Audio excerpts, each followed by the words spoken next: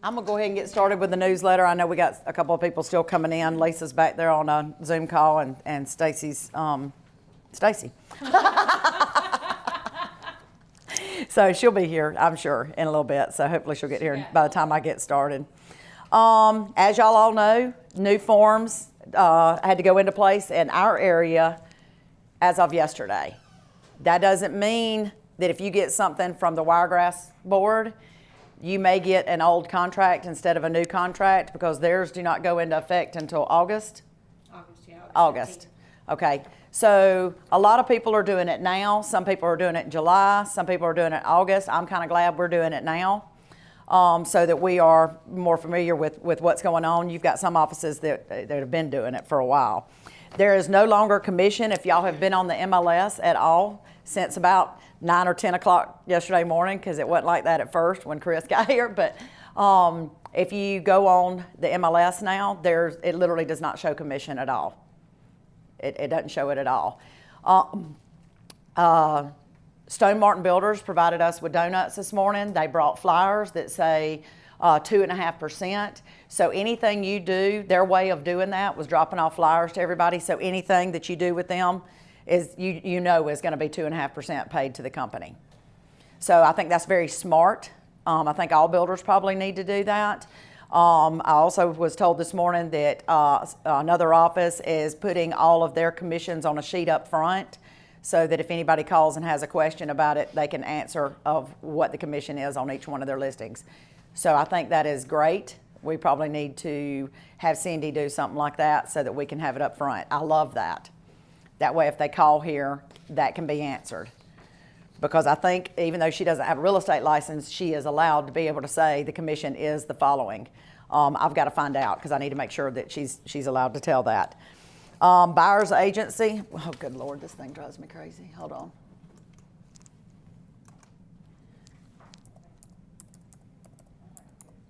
on. Y'all gotta remember to establish it. Oh, come on. You should be already speaking to all your consumers about any of, the brokerage disclosure and what kind of agency you're going to do. If you can get them ahead of time and dot loop it to them, that is fabulous. But you need to also keep these the brokerage disclosures, which is known as your RECAD, and transaction brokerage and buyer's agency. Keep those in your car. Have them with you, because you're going to need to go over that. But you need to make sure everybody understands, just as in the past, because if you haven't been doing it in this past, then you need to be doing it right now. You are literally a transaction broker until you establish something else. So you cannot give any advice whatsoever until you get that buyer's agency done. When you get a buyer's agency done, we're going to go over that after we do contracts, and we'll hit about how we're going to do that commission. So I'm not going to get into too much of that right this second.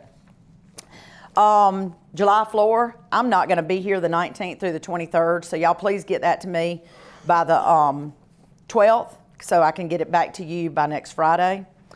April top producers, top volume, clear to close, which is Neil, Brandon, and Brandy, and Lisa Wilson. Top sales, Al Saliba and clear to close group, and top producers, Mary Alice Tyson, Joyce Tyson, Lisa Mock, Chris Samples, and Millie Miller. So yay for April top producers. May top producers, top volume. And I put it up there under closings because I was very proud. Any of y'all that do anything over $1 million, I like to put it up there. So let's congratulate Chris. She not only had a $1,115,000 closing, but she absolutely was top volume for May, because she did almost $2 million in sales. So I thought that was great. Team Tyson did almost $900,000. Al did almost $8 million. Millie Miller did $544,000, and Ashley Fuller did $526,000. Then you got top listings, top sales, and top producers. I don't know why my name's on there. I did have 3 listings, but I normally don't put me on here. But I guess I wrote that down, so because Cindy wouldn't have done that without me doing that. I can tell you that. But anyway, that's kind of funny. All right, so if y'all will look at whatever you have that has that. Let's do the contract first. So one thing you need to know is everything has been deleted out of the C21 James Grant Realty dot loop except for the forms that you will need in addition to what we're doing. Contract. Did you not bring yours from training? You have them back there? Yeah. Okay, go ahead. Yeah, you can go ahead and go get them.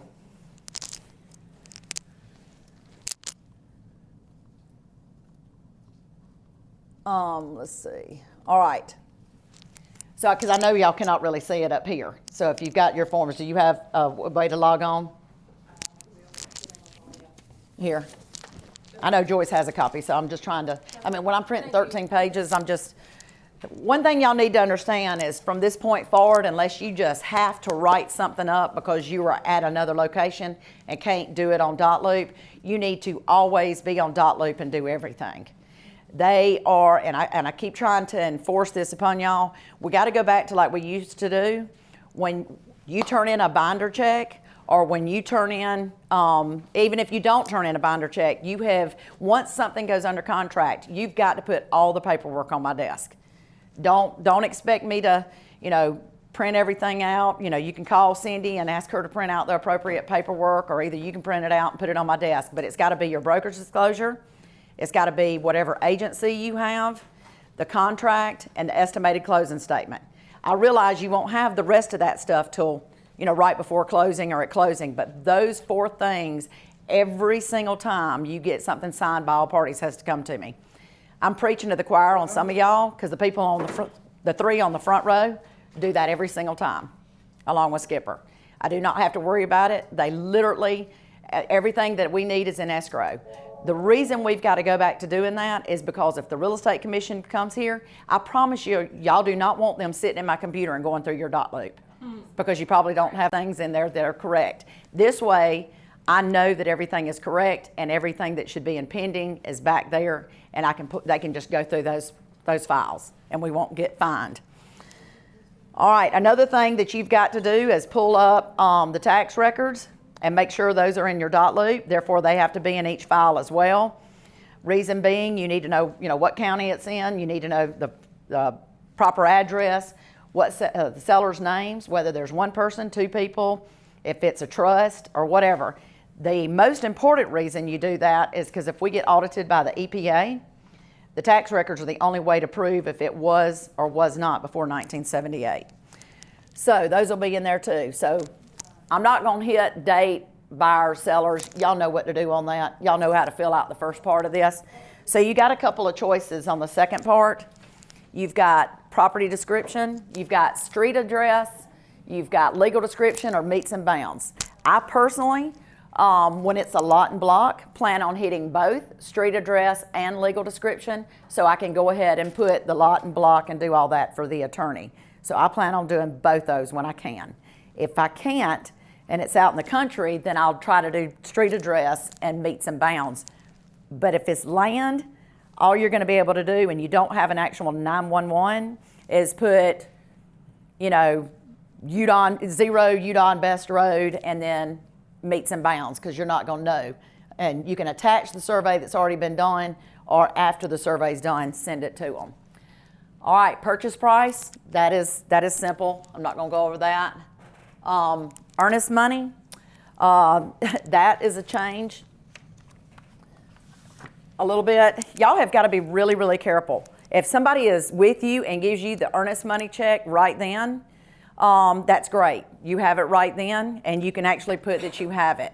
If not, you have got to put on these lines when you are going to receive it. This is now required. Well, it's always been required by Alabama law. However, now that it is literally on your contract, which it should have been in the past anyway, if we do not have it by the date you put on here, you've got to call the listing agent and tell them that your buyer is in breach of the contract. So you have got to express to your buyers that they cannot go past that. If they are mailing it from Timbuktu, put enough time out. And I would have them do it where it's at least 2-day or Federal Express or something, because if you don't, and we mailed something 5 miles down the road one day and it took him 32 days to get it. So don't think that because they're mailing it from Headland that we're going to get it in 3 days.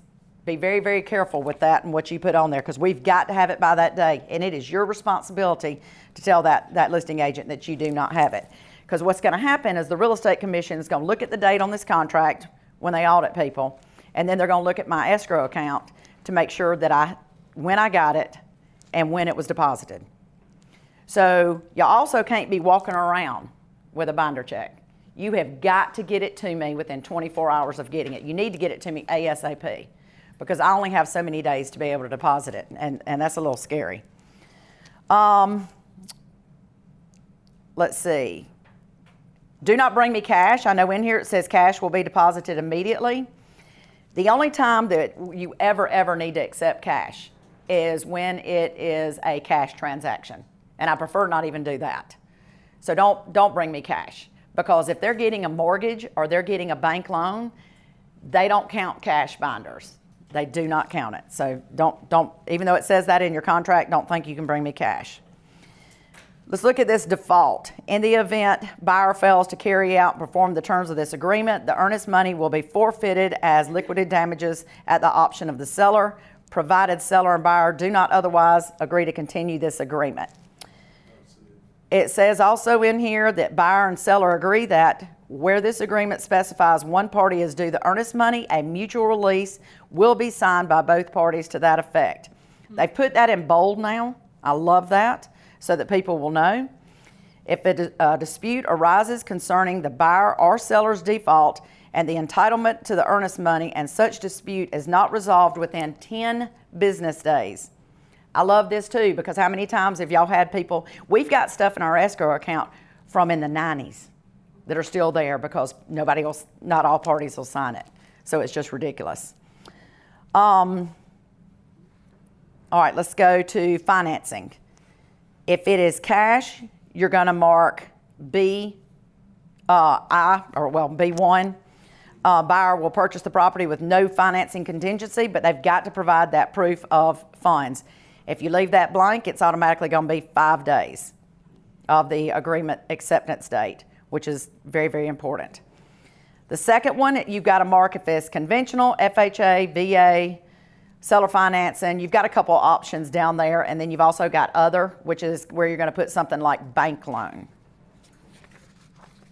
And below that, it has in here minimum loan to value, if known. You don't have to worry about filling that out if you don't know it, and most of the time you're not going to know that.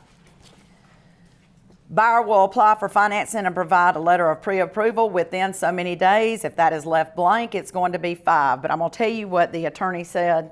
Try not to leave anything blank. That one thing I just said on the bottom of that first page, that might be okay, but I would put something in here. Even though it says 5 days if left blank, put a 5 there. It just doesn't look good when you leave things blank, in my opinion. It says in here, after using diligence and good faith, cannot obtain financing, if left blank, 3 days before closing loan approval date. So make sure you put 3 there or something of that. If they cannot obtain a loan, just as our old contract says, they have got to provide a letter of written denial. There are a lot of times that people are just taking their word for it, that they've been denied a loan. Don't take their word for it. How do you know they didn't just go out and find another house? So make sure that you absolutely get a letter of denial. It doesn't have to have all this personal information. The mortgage companies know how to do that. Lender required repairs. Lender required repairs, if any, will be categorized and provided to seller upon buyer's receipt from lender. In other words, what that means is when the appraisal is done and the appraisal has repairs on it, you've got to provide that, and you got to give that seller a chance to get those things done, because this contract's a little different on how repairs are going to be done, and you have a lot of different addendums under AAR where you can do it. It says buyer and seller acknowledge that letters of pre-approval issued by a lending institution are not required by the listing or selling companies or agents. It may be required in this contract, but it's not something that we require. So that's a little different than what we've had in the past. Appraisals. C talks about the appraisals. One of the things that they keep telling us, and you guys keep doing, and you've got to stop doing, is putting in your contract, because there's different things that you can write under 17. Do not put contingent upon home inspection. Do not put contingent upon appraisal. It is in your contract. It is in your contract. The mistake you make by doing that is, well, one, if you put contingent upon those things, they think you don't know your contract. Two, if you put contingent upon a home inspection, the underwriter is liable to say, send me the home inspection, and then they're going to want the seller to do everything on it, which that is not what was agreed upon. I promise you the mortgage companies don't want to know anything about the home inspection. They don't care when it's done. They don't want to know anything about it. They care about lender required repairs. That's what they get into. But it does state on here that you've got to, if it's cash and they don't want an appraisal, then you'll mark that it's not contingent upon that. If it's mortgage, you've got to put that it is contingent upon there. Expenses, buyer, this is interesting, guys, so pay attention to this one. Buyer is to pay all closing costs, prepaid expenses, funding fees, and recording fees that are normally paid by the buyer and associated with the financing that you selected above. Buyer will pay any discount points, all fees and costs and/or expenses unless otherwise stated herein, which is going to be that number 17. In the case of FHA or VA financing, seller will pay all that buyer is prohibited to pay. There are certain things that they can amount anywhere from like $700 to about $1,200 or $1,300 that they're not allowed to pay on FHA and VA. And it doesn't say it in here because that's under that, but USDA is like that as well. There's certain things that the seller has to pay. Then it says seller to contribute up to, and if you do not put anything in there, it's going to be a zero. And it's going to include closing costs, recording fees, and prepaids. Now look at number, not number, but go down to where it says, when marked herein as included in the seller's contributions, and to the extent available, seller's contributions may also include these costs: a survey, costs related to title or title insurance, a home warranty, and the WIR. And the reason they have that in bold is they're letting you know that that's going to be covered in other areas of this contract. Because I was kind of curious as to why that was in bold on there. Prorated expenses, that's going to be no different than anything you've done in the past. They're going to prorate any rents, any HOA fees, or anything else. Y'all are used to that. So then you get down to the closing agent or attorney. Are they going to split that cost, or is somebody going to be sharing it? Or somebody going to be paying it? You've got to specify in here. You've also got to specify who that closing attorney is. Now, if you're writing the contract and the buyer wants the seller to pay everything, and you might want to reach out to the listing agent and find out who they want to close it. If you can't, then just write whoever's in here. Listing agent may agree to that, seller may agree to that. If not, that may be a change that they make. I know that's happened to me on a contract that was given to me on one of my listings, and I said, we'll accept the offer as written except for the closing attorney, because this particular closing attorney does all his closings. And they were fine with that. She just didn't know who to put down there. But a simple text would have solved that problem. Notice it says in there at the bottom that if there's anything different than what is stated in this paragraph, you can put that in paragraph 17. Closing and possession date, that's pretty much the same. It does give time to perfect the title if there's a problem, just like our old contract did. Then, instead of on the first page, it is literally page 3 when you have the stuff about agency disclosure. Now, what's a little different on this one is it doesn't have, in the past it's had the company name and it had the agent name. There's going to be a reason for that. The agent part of it's going to be on the last page. Do not, if you were writing the contract, and unless it's limited consensual, because it's in this office or something of that nature, if it is represented by another company, do not mark how they represent the seller. You do not know. You do not know that they are a single agent. They may do transaction brokerage in that company and don't represent anybody. So let them mark that. Number 5 is going to be changing a little bit. That's why on some of the ones that you have, there may be a star by it, or either you can put a star. That is going to change somewhat. Talking about the survey, you got to decide who's going to pay for it and when it's going to be delivered. Chris, do you remember exactly what they said about the survey? Or Brandy? They're adding a survey review period to this paragraph. There you go. So I know Brandy paid attention in the class. So I don't know if y'all heard that, but they are going to put a space in here to allow the buyer time to review the survey. Because, if you're getting a survey and it's contingent upon the survey, because it's land or it's house with land or something of that nature, they need to be able to look at that survey and say, okay, I'll take this. I mean, for example, Chris has got a listing right now that's got land here, it's got land back here, and right in the middle it's got somebody's house. So somebody may want to see how much that house actually, and how much land they truly have and where their borders are before they want to buy and go to a closing. So I love the fact they're going to put that in there. And if the buyer's not satisfied with that survey under that review period, then they can get back out of the contract and they get their binder back. Conveyance, we're going to skip that for now because I'm going to have an attorney come and talk to y'all about conveyance. Right now, just put general warranty because they'll teach you general warranty. When it has the names right here, you may have somebody that is buying a house and yet they want to be able to leave it to their kids. So they want their kids' names on the deed already, so they don't have to worry about that in the future. So you've just got to ask some questions, which is why I'm going to have a closing attorney come speak with y'all, because these are things we're going to have to learn. And I'd rather them teach all that than me. Then it's got on there, if seller holds title to the property as joint tenants with rights of survivorship. Again, they're going to be speaking to you on that as well. Rights of survivorship are going to mean, if it's a husband and wife and one of them passes away, they're probably going to want the other one to have that house, okay?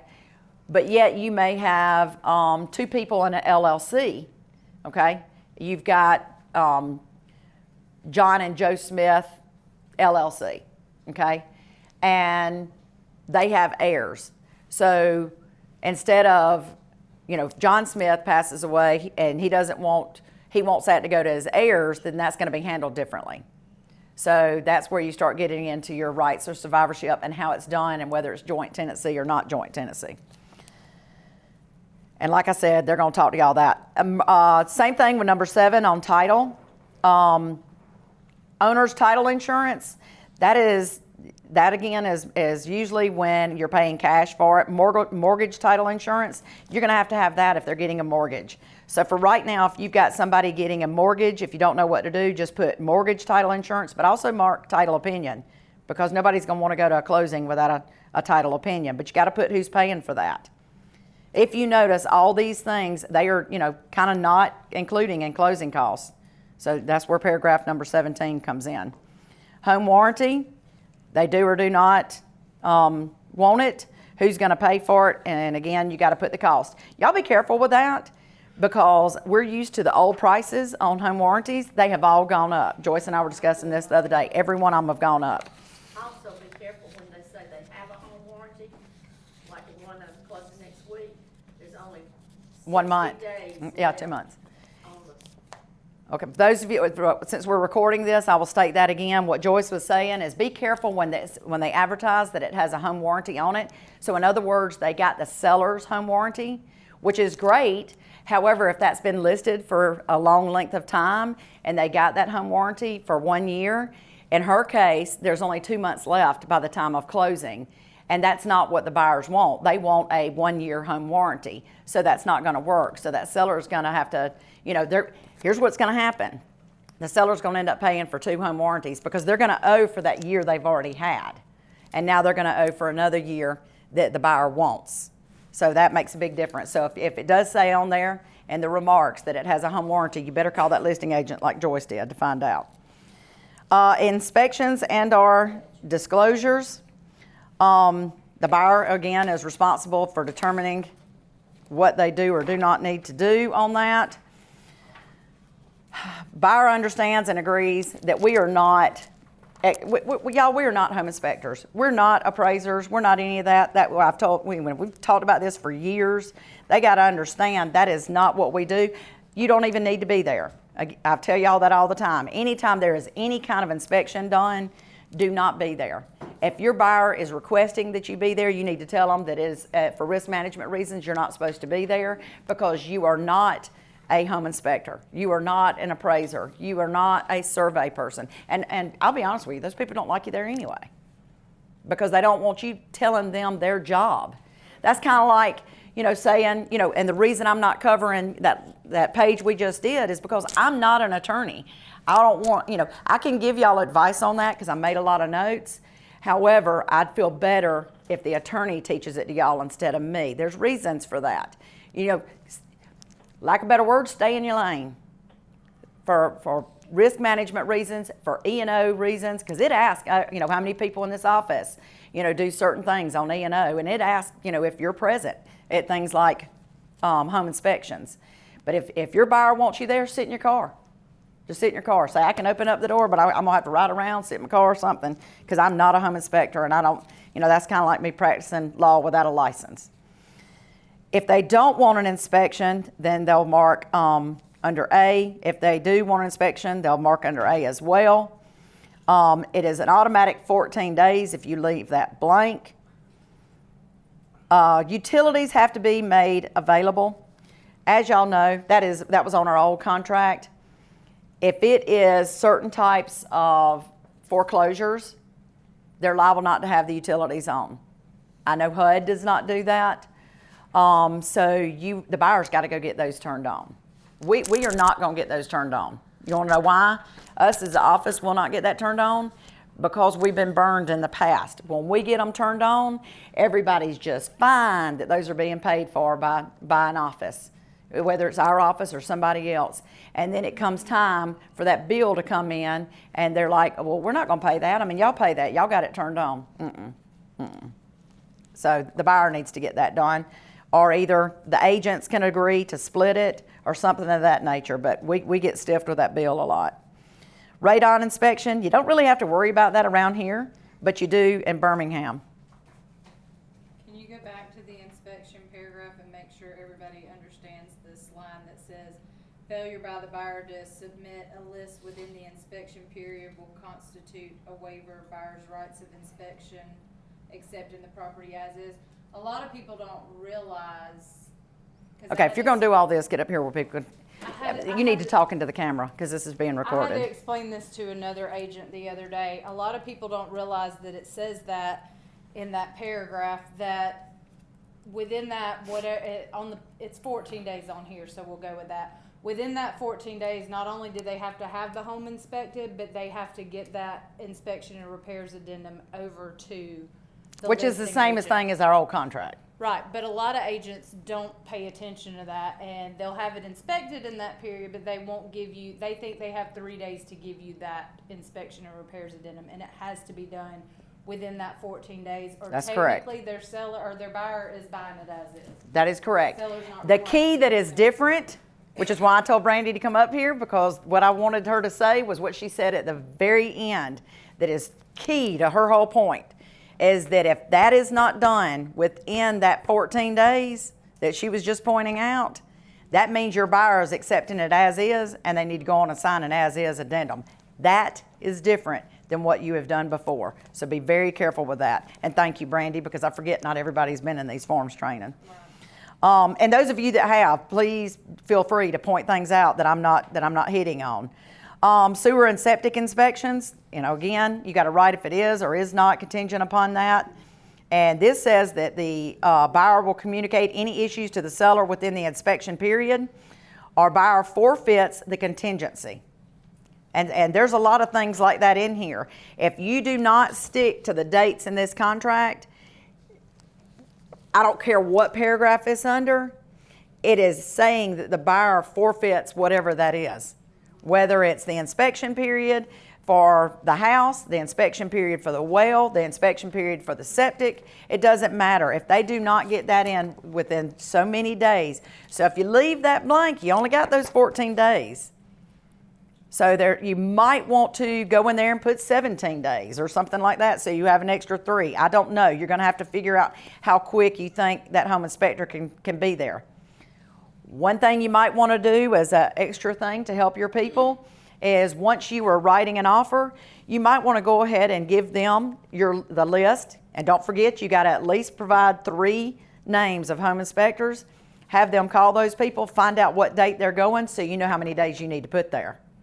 But if it's at night or on a weekend and you can't do that, then try to allow yourself some time. Now, if you start putting 30 days in there, you may not get, they're not going to do that. I mean, especially if it's a competing offer. So be careful with all that kind of stuff. Termite or wood infestation report, this is going to be changed because they're going to be putting, I don't know, they're going to reword that because they've got to talk about who's going to be responsible for it. A lot of people on the termite or WIRs, on our listing packet, it literally has 2 extra pages, which we're going to get into next week. But it asks in there, do you have a termite bond? Who is it through? Some of these people think because somebody comes every 3 months or every month or whatever it is and sprays for bugs that they have a termite bond. Well, that's not what that is. That's not what that is at all. But again, it has days in here, just like Brandy keeps pointing out. It has days in here that they can do that, and it is 1 day. Buyer has 1 day after receiving the WIR with active or previous signs of an infestation to notify the seller. So that's a little scary. You might want to change that to 2 or 3 days, and we have got to educate these the WIR people. Hopefully they'll know this, but it is not up to them to know your contract. You've got to tell them, hey, dude, I need you to go do this wood infestation report, and you got to get it to me immediately because I only have 2 days to get it to these people. And they'll have a couple more blanks for different things they're going to do in there, and it'll be self-explanatory. It's not going to be difficult for y'all to understand that part. Lead-based paint, I'm going to skip because that's the same. The disclaimer is the same. Seller's disclaimers, that's pretty much the same. It's just stating that the property is sold as is without any warranties expressed or implied because the buyer has determined all these other things and they've had all these other inspections. What's interesting is when we do the listing agreements next week is how that works. So you'll understand this part of it after we do listing agreements. Fire and smoke and gas detectors, that's been the same. Risk of loss, I'm going to say this over and over again, and y'all, there is 3 or 4 different areas on the exclusive right to sell that literally talk about insurance. You just cannot take a listing for people that will not get insurance on it if they don't own that house outright. If they've got a mortgage on it, you know they have insurance. But if they don't have a mortgage on it, they need to give you proof of insurance.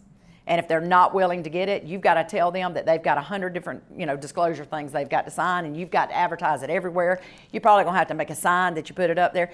You're going to have to, and I know Al had to do this the other day, and I think Stacy and Alicia have had a listing, they had to do this. People, if they don't have insurance on it and there's a structure on that property, the agent and their buyers are going to have to sign something that they are entering that property at their own risk and to hold harmless you, this company, and the sellers. They've got to hold harmless. But why do that when it has in here so many times about insurance? They can go get 6 months or a year's insurance, and when it closes, they'll prorate it. Obviously, if they've had insurance on it, and they sell it within 2 months, and then it takes another 2 months to close. They've used up 4 months of that, so they'll get 8 months back. Now, you might want to be honest and tell them it may take 2 to 3 months after the closing for that to happen, but it can happen. But it also says on here that the buyer understands that the buyer is responsible for securing hazard insurance on the property. They need to provide that they can get that insurance within, and if you leave it blank, it is 7 days. Now, the Wiregrass Board of Realtors had that in their old contract. And I think this is great, because what if you have no problem with the buyer getting approved, there's no problem on the home inspection, or they've agreed on whatever repairs, no problems on any appraisal, everything is going fine, and then you find out something has happened on insurance. Maybe those people have had too many claims and they won't insure this house anymore. Instead of not insuring the people, it's the house they won't insure. So they need to make sure they can get insurance on it. They can no longer wait until before closing to get insurance. They need to do it as soon as they get under contract, because you've got to show that they can get insurance on that. I'm gonna back up for a second, back to the termites. I have it Okay, starred at the let me make this clear.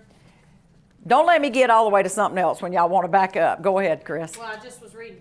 I have it marked in here that it's the responsibility of the buyer to obtain at buyer's expense termite infestation contract to retreat and repair damage. So am I missing something? Is that if there's termites, it's the buyer's They're going to be problem? rewording all that, so that's why I'm not covering Okay. it. Okay. Sorry. Other offers while buyer's offer is pending. Y'all, it's Alabama law. If you get an offer while it's pending, you have got to present that. And you've also got, I mean, if you want to take a backup because something may fall through, there's also a form that is in here that has that on there. Where are you I'm- at now, Mom? 14. The very next page, page 6. I went back to the termite. Improvement and appurtenances, this is the same. Y'all, make sure your seller, I say this every single year, make sure that your people read that, because people will remove things. They'll remove a fireplace mantle because it was, Grandpa Wilkes, old fireplace mantle. Or they'll say, okay, I'm gonna remove, I love my curtains. And okay, take your curtains. That doesn't mean you're gonna take the whole thing that's out of the wall. Make sure they read this. Additional items to remain, this is where you're gonna put refrigerator, washer and dryer, or whatever, the storage building, and that's the same pretty much. Excluded from the sale, their grandmama's antique chandelier, whatever's, in the MLS that says it doesn't remain. Disclosure of information, the purchase price in terms of this sale may be disclosed after closing to the members and affiliate members of. Do not put SAAR. You know what that means. Your buyers and your sellers don't. You need to put Southeast Alabama Association of Realtors. Additional provisions, this is the very popular number 17. But what do they not put in there? home inspection, WIR, all that. Yeah. Septic. I pointed at Chris because she and Skipper and I had some great debates on stuff yesterday. Do not put contingent. And she just brought up a very good point. I keep saying don't put contingent upon home inspections and appraisals, but she just pointed out don't put it upon survey, don't put it upon the WIR, septic. All that is covered in here. You don't need to make the mortgage company so aware of everything. Honestly, anything that is in all these lines right here, they read. They look at whose name's on the contract, they look at the purchase price, and they want to know who's paying for what on closing costs. Outside of that, they do not care, and they need to know what the contract acceptance date is. All right, obligations for fees and expenses, that's still the same. Number 19 is different. This is mediation and arbitration. This is saying that they are waiving that they will have a trial by jury. This is saying that they will agree to arbitrate or mediate, and that they're not going to take you to court and have some jury of your peers. That is an important piece of information. You guys have got to read that. You need to be able to understand that for your sellers. It says each party acknowledges that he or she knowingly are waiving the right to a trial by jury relating to all claims. That's why they got it in bold, and that's why it's underlined. And also, the attorney said they do not have to sign that. That's absolutely right. So on the very next page, that's where if they do not agree to that, they just will not initial that part of it. So there are a couple of things on here that everything may not be initialed. Entire agreement, number 20, that's the same. 21 21, it was worded differently in the old one, but it was actually in yours. 22 was in the other one. 23 actually covers natural disasters. You know, if a hurricane comes and you're under contract, or a tornado comes and you're under contract, that buyer's not obligated to buy that property. I mean, you can't help what Mother Nature does. I mean, but if it comes and it says, you know, and they say, or like the other day, let's just take, what was that, Pine Lake and Stone Creek Landing and that area when we had that hailstorm the other day, y'all, Stone Creek Landing ended up getting all new roofs because of the way that their stuff operates. In Pine Lake, they probably ended up, out of 209 houses, they probably had 30 or 40 houses that had to have new roofs because of that hail damage. However, if it's something that simple, your buyer may be delighted that they're getting a new roof, and it may not ruin everything. But I mean, if it was a different situation and the roof was blown off, and you've not only got to have a new roof, you got to have new trusses, you've got to have insulation, you got to have all that, and they are in a hurry to get in a home, or they're just nervous about that whole thing, they can get out of that contract. So that's an interesting one in there to me. Assignment of agreement. Okay. Assignment of agreement can be like wholesalers. So you've got buyer A that says that they want to buy the property for $50,000 and they want to close on this day, but they've already worked out another agreement with buyer B. How many times have you had this happen? I'm in it right now. Okay, Chris is in it right now, and they're waiting to close. So you're involved with buyer A, but buyer A has an agreement, an assignment that he is going to be selling it to buyer B. Now, the wholesaling situation can be one way of doing that. Another way of doing that I did not think about until I was looking over some of this yesterday, because I've seen this happen before, where a parent decides they want to buy a house for a child, and they go in and they buy that house. But this goes back to all that title stuff. It goes back to how you want the deed done, that they're going to be going over with you. It's going to go back to that.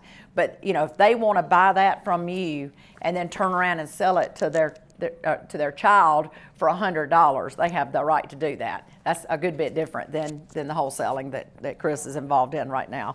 And she'll be happy to talk to some of y'all about that at a future date, because it's been a booger bear.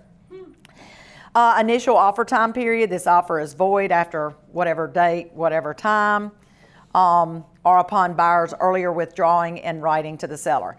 So I want to talk about that for just a second. They literally have a document in here that if your buyer gets frustrated or something happens, all of a sudden they find out that the job they were going to be taking here, they are no longer getting. The people ended up doing cutbacks and they're not going to be moving here. There is a form that AAR has in your dot loop that you can fill out that says that they are withdrawing from the offer. So I'm kind of glad we have that. Then you got the buyer's signature. Here's what's real different.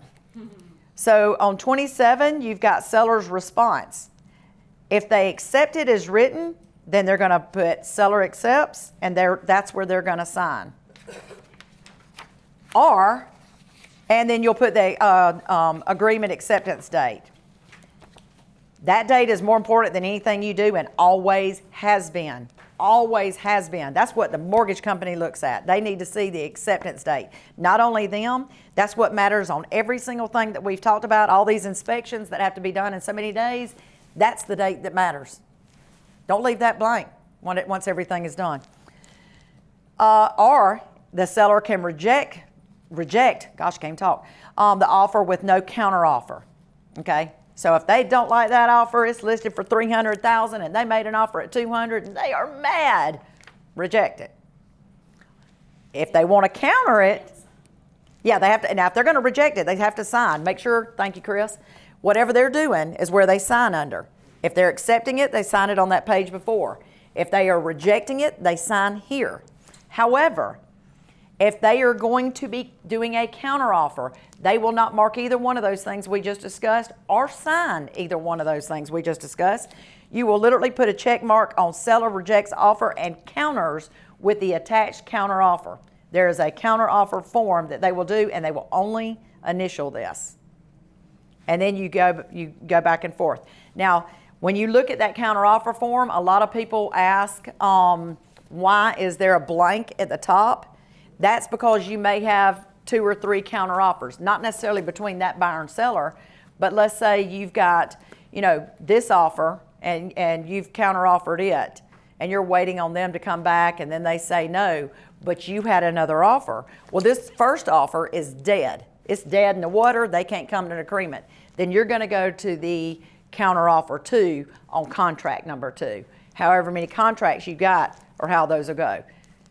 Does that make sense? Do you understand what I'm saying? Well, that blank's up there. Go ahead. I knew there'd be a question. Well, I was just saying, if counteroffer 2 is gonna be the first counteroffer on that one, counteroffer 1 is gonna be the first counteroffer, so. Okay. adding them All right. together. So, no. So counteroffer. Okay. So the Smiths have made an offer. Okay. And the sellers have countered that offer. They didn't sign anything. They countered it. So that's called counteroffer 1. Okay. And they go back and forth, and they can't come to an agreement. It is dead.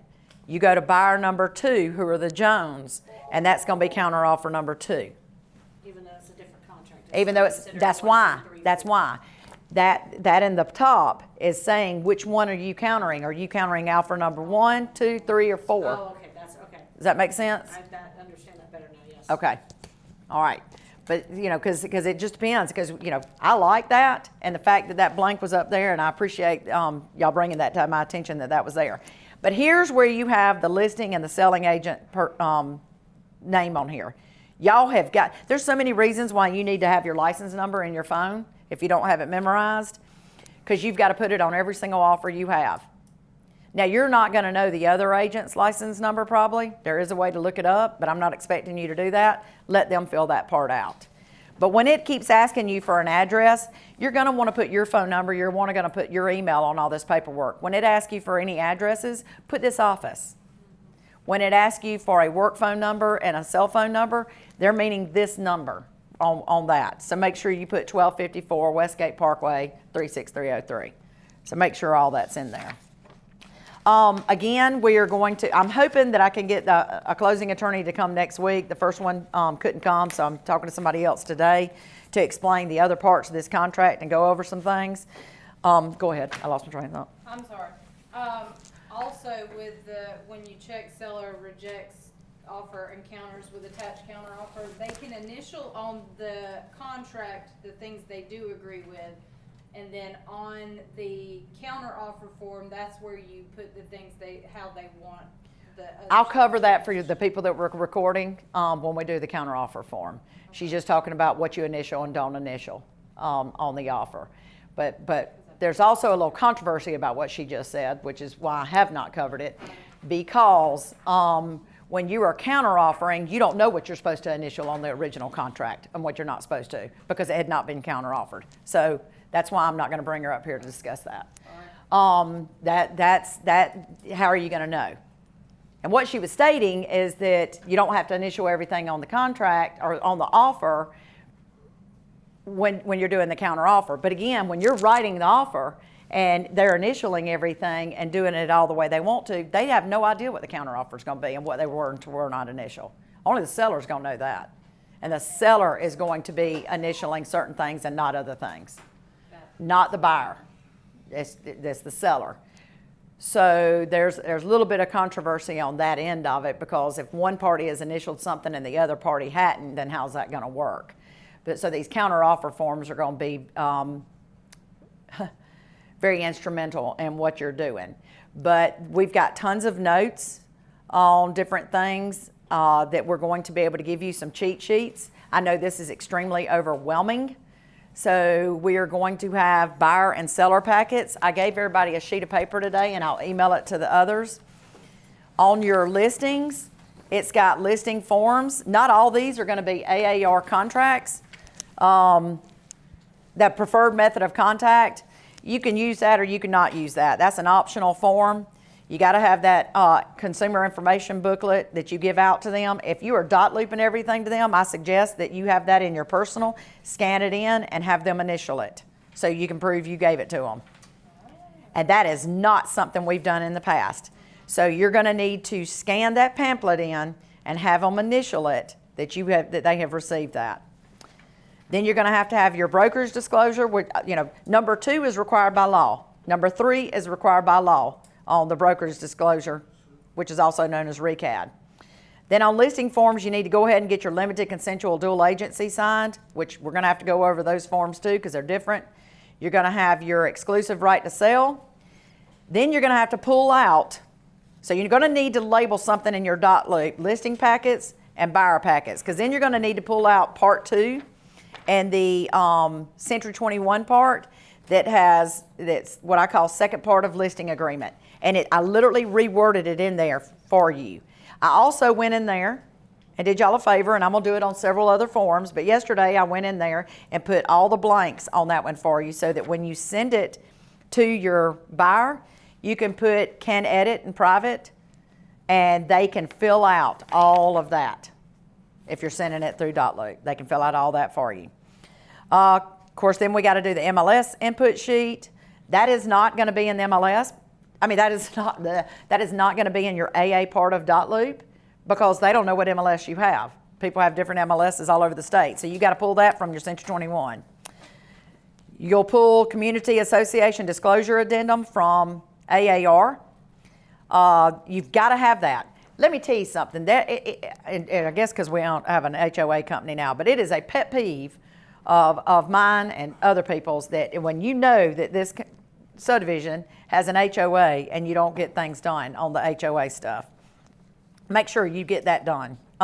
That's your job as a listing agent, and it's your job as a selling broker. You have no excuses not to get that done. But now, AAR has got it in there, and that's something they're going to be looking for because it's in your contract.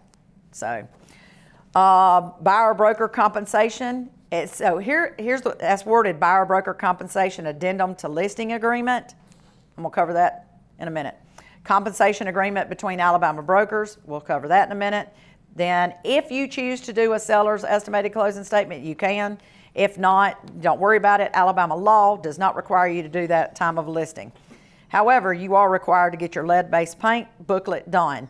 Another hint to you is you need to scan in the disclosure for lead-based paint, have them initial the first page of that you got that done as well. I'd go on and get transaction brokerage agreement. You can have that with you. You don't necessarily have to have that done. They may not want you to be a transaction broker. These are things that are just going in your file. You don't have to get done. The last part of this, from 14 to 20, you will not do at the time of listing. But it will be in your listing packet. The multiple offers notification and disclosure, go ahead and have that in there. That counteroffer form I was just talking about, have that in there.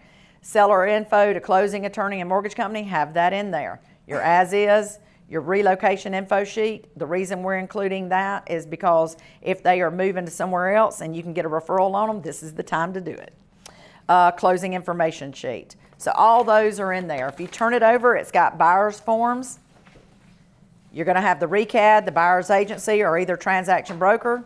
Again, you're going to have the compensation agreement between the brokers, your purchase agreement. If it's FHA or VA, you're going to have the addendum. If they are wanting to do a escalation clause, then you're going to have number 7. So now, after a home inspection is done, and did y'all notice? Nobody brought it up, and I was waiting for it. Did y'all notice in there it didn't have an amount for your repairs in that contract like we're used to? It did not have that in there. But that doesn't mean you can't put it under paragraph 17. You can always put seller to pay for repairs up to $1,000. You can put that in there. But if you don't, which you've got a lot of boards that don't have that in there, and those of you that are in Wiregrass are used to that. But this is where number 8 comes in, the inspection addendum. Number 9, the repair and replacement agreement. So it states if they're repairing it or replacing it. Then 10 is addendum to purchase.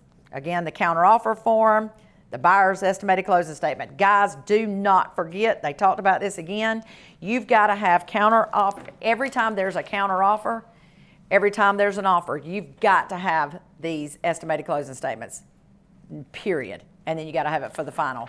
If you've got 15 offers and they do 15 counteroffers, then you better have 30 in there. And then you better have 2 others for when they, or at least one other when it's the final. First right of refusal notification in case somebody gives you something contingent upon something closing and they hadn't filled it out, you're going to need to do it. Well, if you're working with a buyer, you're going to fill that out automatically. Buyer inspection, disclosure, and waiver, buyer acknowledgement statement, buyer's term, waiver acknowledgement, buyer info, as is, and closing information sheet. Every one of these are under AAR except for the last three that you will get under C21. I know this is a lot, guys, and we're going to continue to give you cheat sheets. So I think it would help not only to have the attorney come speak to you, but I think it would help if I go in and possibly do something under dot loop that is one, a listing agreement, and so y'all can know how to do it. I don't know exactly what I need to do other than maybe scan it in to everybody here, and y'all can just stick it in there as a training dot loop instead of me trying to share it with everybody in here under dot loop. It's liable to blow my dot loop up. And I learned something new on dot loop yesterday. It's apparently been in there, and I just did not see it. And y'all can thank Wes Johnson for that. So I enjoyed training with him yesterday because we're doing it a little different. But I will also do an FHA VA type contract and a conventional type contract to get to y'all so y'all can have something to refer to. Because I think this is, if you can't get another agent, which we got enough agents, y'all to be able to get somebody, but they may be somebody that's questioning themselves. I know that one of the agents this past weekend needed help with one, and there were a couple of things. And you're talking about a top producer that normally does contracts that are just pristine.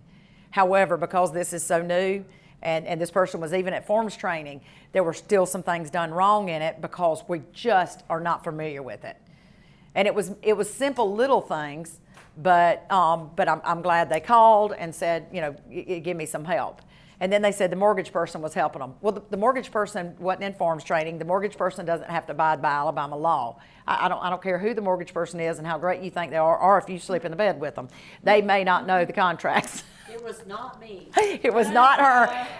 I happened to look at her, those of you that may not know it, Chris's husband is a mortgage person, so I could not help myself since she's on the front row. Bless her. She's red. Anyway, to have these cheat sheets, I think will really help y'all. It's going to be important for us to go over the buyer's agency and the transaction broker agreement. We're going to do that next week, along with the listing side of things. There are, again, several paragraphs that are going to be changed in this particular contract. And if I'm going to go over a little bit of what those are. They've got number 5, which is survey, is going to be changed. They've got on page 4, what Chris and I were talking about, termite and/or wood infestation report. That's going to be changed. And it's not everything in it that's going to be changed, just a little bit. But that's something that's going to, those are the 2 areas on this particular document that will be changed. And there might be 1 or 2 other small ones changes, but it won't be a lot. Are you going over the commission stuff today, those 2 brokerage commission things? 'Cause those are I didn't give them to y'all because I wasn't expecting to do that, but I will. Chris just asked if I was going to go over the 2 these 2 things about the commission. We had a healthy little debate amongst several of us in here yesterday, or they were having it and then involved me in it. So the one that is worded buyer broker compensation added to listing agreement,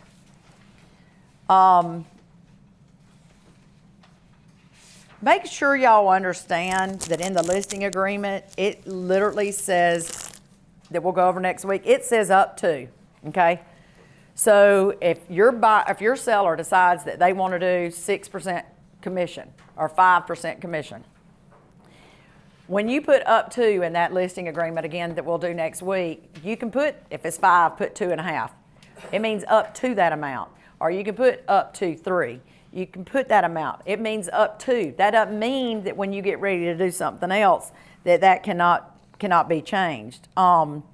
But under 2, they don't have this, so this is going to be confusing. Yeah, I just know it's going to come up, so that's why I was asking. I'd almost rather do this at a later date, because I only made y'all copies of certain things. Yeah, because y'all, I think y'all are gonna be awfully confused. Okay, but I will say this. This is done, the one that I was just talking about, buyer broker compensation added to listing agreement. That doesn't have to be done right at the listing. It can be done later, and that's gonna say this is what you're paying to that other company. So if that changes from 2.5 to 2, this is where you'll put that, and they'll sign it. This is only signed by the sellers and the listing agent or broker. However, this other one that has said compensation agreement between Alabama brokers, this is the one, and this is already, as Chris just stated, this has already been some controversy on this. You got to put the property description, you got to put the compensation that the buyer's broker shall receive whatever amount. This is what they're asking you for. So when you text somebody and say, I'm gonna pay you 2.5%, you gotta stick to that. If you're gonna, change it, you better not text them that. You gotta, that's in writing, and it's got a date and it's got a time stamp on it, so be careful with that. But if you get them this, and it says whatever percentage on there, that's what we're responsible as the listing broker to make sure that the selling broker gets paid.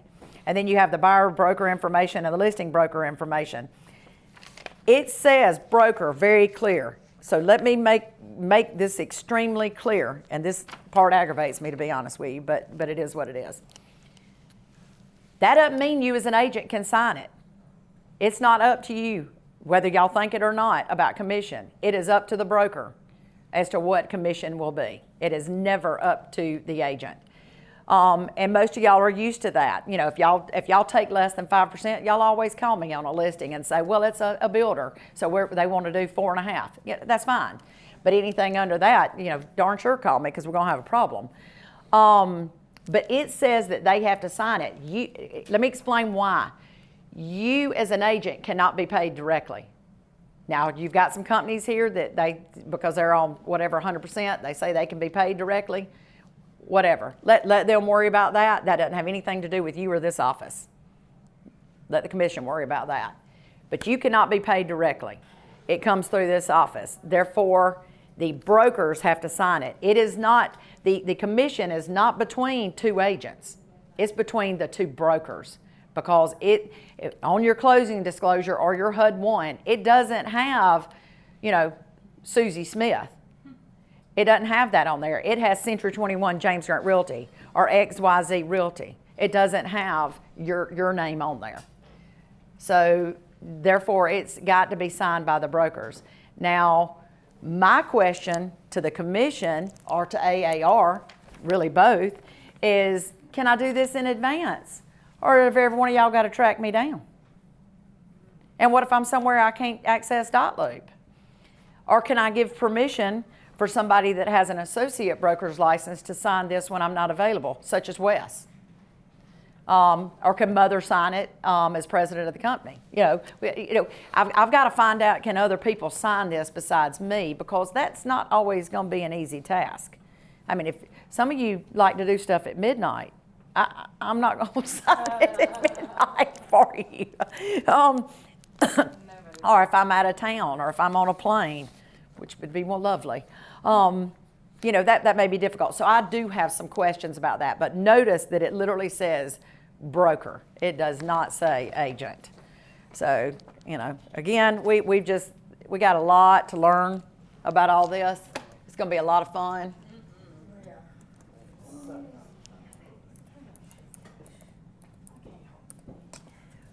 I'll tell you another healthy debate we had yesterday that I do want to cover that has already come up before.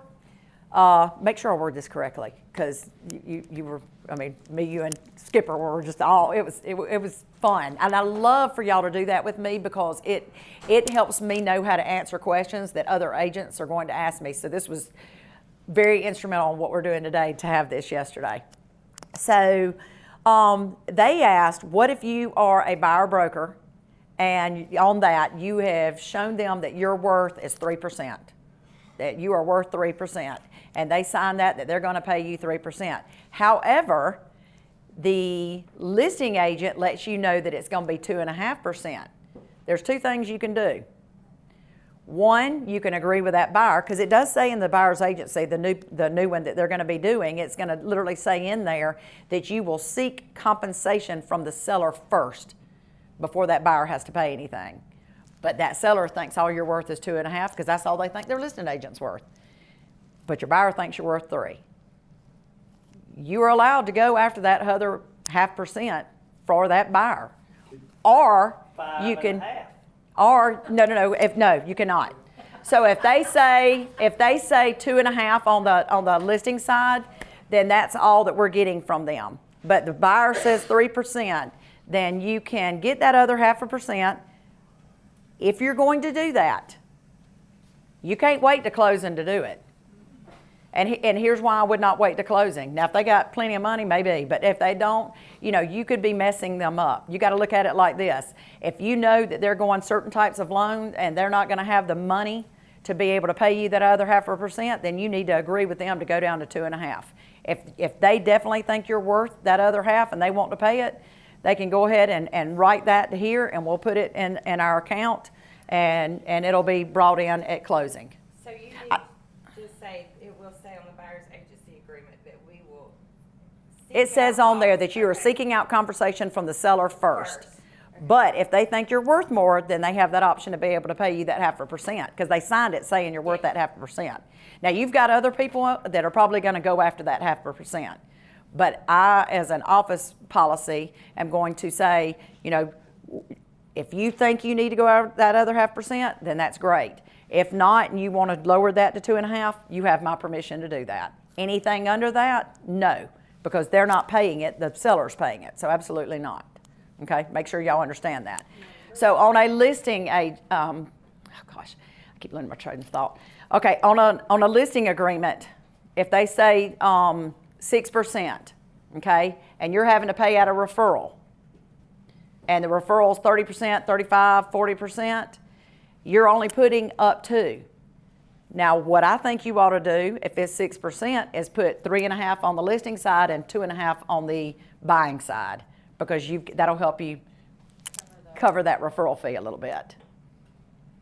So you are allowed to do that. You've always been allowed to do that. I think you should tell the other agent up front when you have a deal, not every agent that's talking to you, but when you get a contract, I think you should tell that agent, just so you're aware when we go to the closing table, there is a difference in this amount because this is a referral for me and I have to pay 35% or whatever, I have to pay a percentage. Because a lot of times they get really upset, they come in and then they don't even want to deal with you on the next house and stuff. I've had it happen. Okay, we're recording all this, so what she's saying is that if it is a referral situation like that, you might want to go ahead and tell the buying agent that's working with the buyer that the amount is going to be different on your commission side because you've got to pay a 40% referral or you've got to pay a 35% referral. Not everybody has to do that, but it helps the relationship. Okay, again, we're recording, so what she's saying is that it doesn't. What'd you say? It helps the relationship. It helps the relationship. I'm sorry. It helps the relationship. Is her point is that you can. I think what Lisa's trying to say is that basically, if you wait till closing to disclose that, they may get mad. I think that is what she is literally trying to say. Is it is better to say, hey, I got this whopping referral fee. But now, how are you going to handle that if they say, well, I do too? I got a referral fee on my side too. So I don't think it's fair you're getting one. Well, it is what it is. It is what it is. You didn't know that they're having to pay a referral fee. So, that can go both ways. That can literally go both ways. It just depends. But I do agree with her that sometimes it's easier to disclose that. Do not expect other people to do you that favor. I think that's another point that she's trying to make is that not everybody's going to show you that courtesy. And I will tell you now, there are people we have found in MLS, when you go on there, it does not have commission anymore on there at all in Dothan. And Enterprise it does because for whatever reason, they're waiting till August to do this. That doesn't mean, that all because you're working with an Enterprise Realtor, you shouldn't use our contract. Don't do that. Use ours because our association's already implemented it. Wish they'd have worked together on that, but they didn't. Go figure. Go ahead. What about if you've agreed, your buyer agrees you're worth 2.5% and the seller's paying 3%? Thank you. Forgot that part. All right, so what Chris said is, what if your buyer says you're only worth 2.5 and they've signed 2.5, but the seller thinks that you're worth 3%? Then you just, again, it states in there that you'll go after compensation from the seller first. So you take that 3%. Your buyer doesn't know anything. That won't matter. The problem is going to be what we found yesterday. It was real interesting.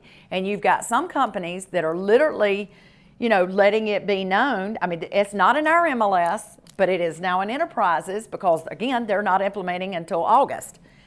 That somebody is, I'm not going to, point out who. We're not allowed to do that. But they went in there and said, if you are a transaction broker, you get 2.5%. I don't remember exactly how it was worded, but we're just going to say if it said transaction broker, you get 2.5% to the selling side. If you are a buyer's agent, you only get 2%. That made 0 sense to me. That made 0 sense to me. So it's almost like saying if you represent the buyer totally and you have your loyalty and your due diligence to them, then okay, I'm going to pay you less money. Don't do that. Don't do that. And I hope like heck they got permission from their broker to do that. I really do. Don't do that. Don't penalize somebody because they represent a buyer. I just think that is wrong. I thank you. We're above that. Let's not treat people different because they represent somebody in a way that you may or may not understand.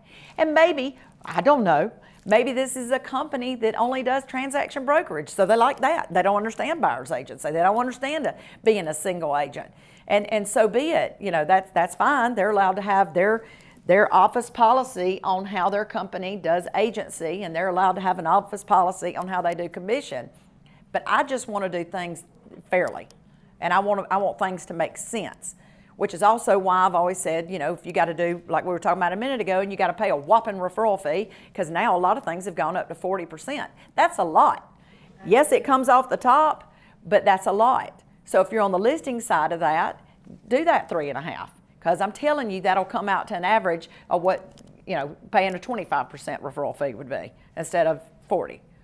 So it just helps everybody all the way around. We've also, I don't know if y'all have noticed it, some of you may have that have had closings recently, but we've redone the commission sheets on that for that we give to y'all. Y'all may or may not notice it. I think y'all probably look at is that bottom fee. So another thing that came up yesterday was AAR in their side of the forms does have about referrals. So you can use that form if it's a broker-to-broker referral. But if it is an in-house referral, now I don't mean, when I say in-house, I don't mean you're sending Chris something to Florida. That's a broker-to-broker. She she's not working for us, so that's still broker-to-broker. But let's say that Lisa is going to be out of town, and she wants Joyce to handle something for her. She's saying, okay, I need you to handle this for me, and you're probably going to, write an offer, but I would like a referral fee. You got to use our in-house form. That will not be any of those forms that's broker to broker. That'll still be on our usual in-house form. But guys, please do not wait till the last minute or not get that done. That is a great way to have a problem. We don't have problems in the office, and we don't want to start. So soon as you guys talk to each other or email each other with this information, please go and do the in-house referral fee so we don't have problems in the future. Or it may be a flat fee. It doesn't have to be a percentage. It may be a flat fee coming off your side. But also remember, when it's in-house like that, it doesn't come off the top. Only broker to broker comes off the top. And in-house referral comes out of your side only. So we've had confusion with that in the past as well, because that's something that's in-house that you're helping. Go ahead, Lisa. If we are, to go back to the previous. Sure. If we were talking about the buyer was 2.5%, the seller agreed to pay 3%, we don't have to go back to that form and note that the buyer, because it's just understood. Is that correct? Correct. Okay. Correct. I'm just making sure that I have to go back Very to good. the form and ask. Yeah, because we didn't talk about that yesterday. Yeah. Or something like Yeah, what she's saying is do you have to go back to that form and saying the commission's gonna be different? If the seller's gonna pay you 3% and the buyer agreed to pay 2.5%. No, because it literally again says in there that you're seeking compensation from the seller first. Oh, one thing I did not cover that I need to say, and y'all are gonna hear me say this a lot too. If your buyer, when they sign that buyer's agency, says that they don't want to look at any listings that do not offer you compensation, you're going to have to do some kind of an addendum that states that in there. I personally want them to redo the buyer's agency that has a place for that. But if they do not want to look at anything that has 0 or less than a certain amount, then you've got to be aware that you cannot show those particular listings. And y'all, be careful. Because before this was not an MLS, there were some companies that had a policy that they were doing 0%. I don't know why. I have no idea what that's about. We are not doing that because you're hurting your seller. You think about when you have 0%, 1%, even 2%, you're going to be hurting your seller. And they've hired you to do a job. They've hired you to sell their house. So you are taking out multiple people. And unfortunately, you're probably going to see a lot of things that are paying 2%. But if you get below that, then they're probably not going to be willing to look at it. But when we first had buyer's agency years ago, and RECAD first came out and all these buyer's agencies, it was not uncommon, especially from somebody moving from another town, that on the buyer's agency, they paid you $1,000 to help them find a house up front. And which, went towards, the commission. That just stays in an account. That was not uncommon back then. It's still not uncommon for a buyer to pay commission. I know we've had that numerous times. Y'all may not realize it, but we've had that numerous times in this office where it was an auction and they said, okay, we're paying $2,000 to the listing agent who doesn't even live here, and the buyer's agent's doing everything, but we're only going to pay them $1,700.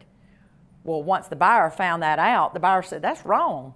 And the buyer said, well, am I allowed to pay $1,300? Well, we put it on the buyer's agency. They brought a check for $1,300.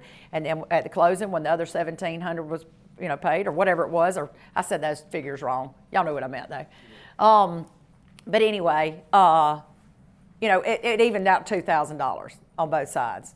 It wasn't $1,700 and $1,300 because that doesn't even out. That would have been even better. That would have been fabulous. But we've always been allowing buyers to pay some commission. Now, I did hear that yesterday that it's the Step Up program. The Step Up program, which is under Alabama Housing Finance Authority, is going to be allowing $10,000 that can go to anything if people qualify for that. It can go towards closing costs, but it can also go towards commission. So, did anybody take that class? I know Skipper did. Did you take that class? Okay. That was one of the CE classes. Neil, you took it too? Is that the way y'all understood it as well? Yeah. It's gonna Okay. let it take care of a lot of stuff, like just about anything they need it for, they're gonna allow that money to go to. Okay, what Alicia was saying, that it's going to allow that $10,000 to go to just about anything, whether it's closing costs, discount points, Yes. survey, whatever. But it can also go towards commission. She said somebody needed something bought down, like a debt or something, or the PMI to make it work. They also used it for that and. Okay, so what she's saying also is that if you're talking about the debt to ratio? No, the PMI, I'm sorry. Okay, that's a big difference. Yeah. Okay, what she's saying is if the PMI, if they needed to bring that down, which is MIP on that, not PMI. Yeah. Okay, yeah. PMI is for conventional loans. MIP is for FHA, VA, and USDA and government loans. That's the difference. They kind of mean the same thing, but they're worded differently. So, but she's saying that they can put some of that money towards that because, everything changed years ago. If you put 20% down, or let's say you just put 15% down and you're going conventional, once you get that other 5% equity in your house, you can write them. It may take several months and let them know that you're at your 20% and to remove the PMI. However, with FHA and VA, a VA and FHA, it is there forever. The VA funding fee and the MIP is there forever. So what her point is they can buy that down. So if they can buy that down, they might as well go conventional. So, but that step-up program's something real different. So we'll just maybe get y'all some paperwork on that, or maybe have a speaker one day this year that we can learn a little bit about that. Neil? I was gonna say that's a good idea. Yeah. Bring somebody in. Yeah, I would love to do that. I don't know who the head people up there, a lot of them aren't there from when I used to use them some. But I will tell you, not every mortgage company can do that. There's only like 2 or 3 mortgage companies in all of Dothan that can do it, or an enterprise that can do it, because they only will let so many work on that type of program. I don't know why, but they do. She said there's a place you can go online and let me get my notes, and it tells you exactly what mortgage companies do it. So Okay. I'll get my notes out and I will. What Alicia's saying is that there is a place online, and she'll share that with us. I'll put it on a newsletter, and it says that you can go online, and it probably gives you a lot of information, not only who the mortgage companies are, but it probably gives you the qualifications of what buyers can apply for this type of loan, so you know where to send them. Because not everybody's going to qualify for that. I mean, Skipper's point yesterday is this person was, rich in this area but poor in this area, so they happen to qualify for it. So it was, again, a very interesting. We had a lot of interesting conversations yesterday, because there's just so much change. But you just got to embrace the change. Don't let it. I know it's scary, but don't get too scared. You've got to just research things. I know there's some people that are thinking, okay, I'd rather just get listings from this point on. I don't want to get buyers. That's fine. Go get out there and get you a bunch of listings and refer your buyers to somebody else in this office. I'm all for that if you're uncomfortable with it. But just ask questions. It's okay. We're all learning. I'm still learning. I'm having to read stuff every single day. But again, I also like these questions and the healthy debates. They help me a lot. Chris and I have been doing that for a week. and Lisa and I have done it on some things. Brandy and I've done it. Skipper and I've done it. So there's nothing wrong with that. Ask those questions, because the way I read a form and the way you read a form may be totally different. And in the case not too long ago, we were both right. We were both right. It wasn't a matter of fact of how we were reading it. It came to a fact that you could do it either way, which blew our minds, but that's okay. But that's what we're here for. We're here to help you at all times. So are there any other questions that I may or may not can answer? I know for the people that are going to be getting this recording, it's going to be very important. You're not going to get a copy of this. It's in your dot loop. So you're going to want to pull up your dot loop as you are doing this. So just make sure you do that. If you want to print something out, you can print it out at home from your dot loop, or come up here and print you out a copy of stuff and just keep it with you. But again, you're going to want to have broker's disclosures, transaction broker, buyer's agency in your car at all times.